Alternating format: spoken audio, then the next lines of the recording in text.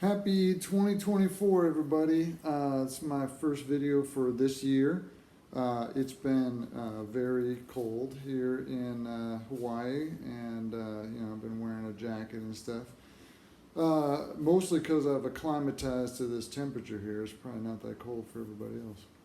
So one thing that I really haven't touched on over the last maybe 8 years that I've been making videos is methamphetamine dependence, and this isn't only about that. It's mostly about how making achievable goals in your path to recovery is important, and I'm just going to tie in a little bit about how that is helpful when people are using methamphetamines.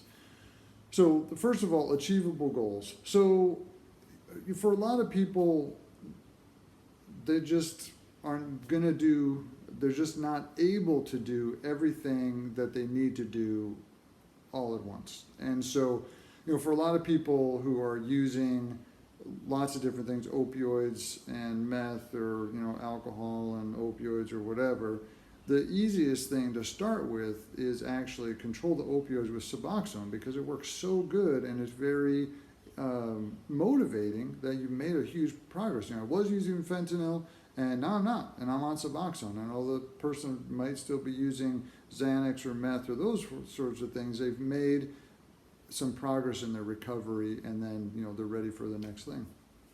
So, but for a lot of people, just cold stopping alcohol or methamphetamines is just too difficult. They tried it before, whatever.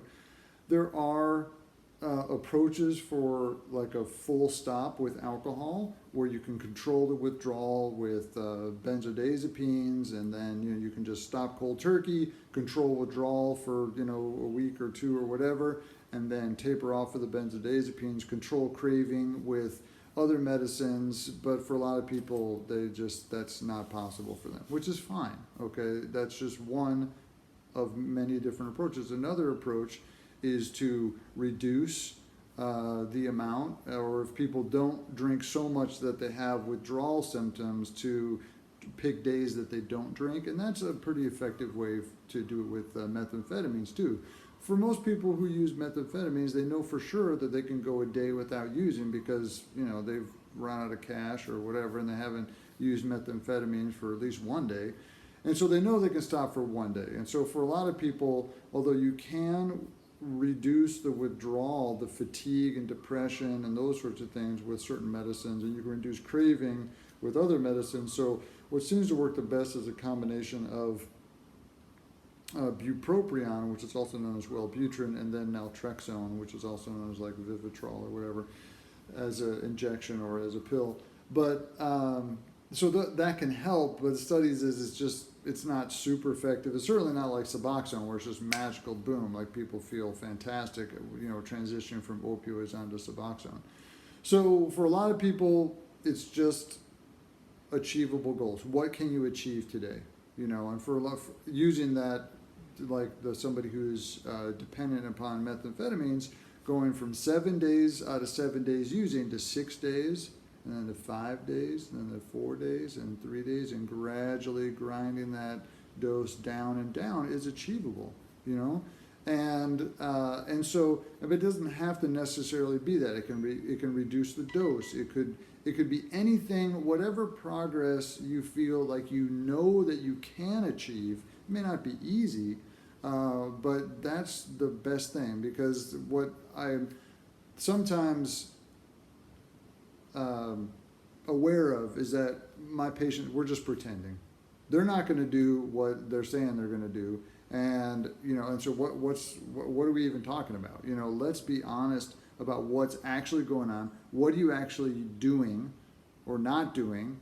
And then let me help you find a way to identify an achievable goal, or if there is a barrier, you don't feel good when you try to take the next step, or whatever the problem is, the reason why you come in is, let's identify the barriers, let's address them so you can take that next achievable step and then make progress in recovery. Okay, I think that a major mistake that people make is to assume that that I feel, or that anybody feels, that the only definition of success is 100% abstinence from whatever their drug of choice is.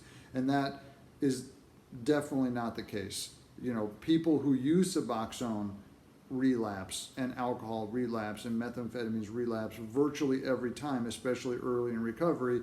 And then over 10 years, a lot of them, even if they're doing relatively well, will have periodic relapses, or, you know, what have you. So, you know, it's absolute, you know, abstinence would be great, but that's not the only definition of success. And it's important that people understand, to define success as progress, that if somebody goes from 30 days out of 30 days drinking, and we're able to drop it down to 25 days, then to 20 days, and then 17 days, then, you know, and gradually, or reduce the amount every day from 4 bottles of alcohol, of wine, to 3, then to 2, you know, like, yeah, you're still drinking every day, but we're making progress, you know, and you know, let's control the symptoms. How does that feel? I don't feel good when I reduce. Well, how are we going to take care of that? And so just trying to get that under control over time, in a way that you, when you walk out of my office, when you're ready to take that next step, that you know is achievable.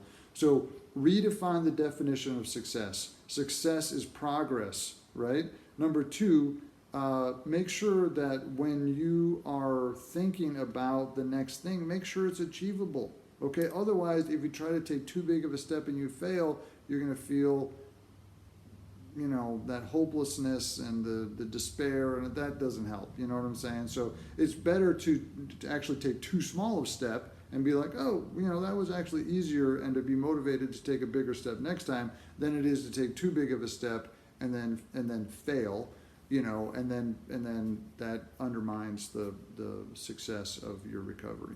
So and that, I think, for most people, is the mechanism that they use successfully to control methamphetamines, is to decide they're going to do something, decide to make small, progressive steps, achievable goals each time, and to gradually grind that down. And also, for a lot of people, is effective to control their alcohol intake. So, yeah, that's kind of the message for this video. Hopefully that's helpful and can help you stay motivated in your recovery. Thanks so much. Bye.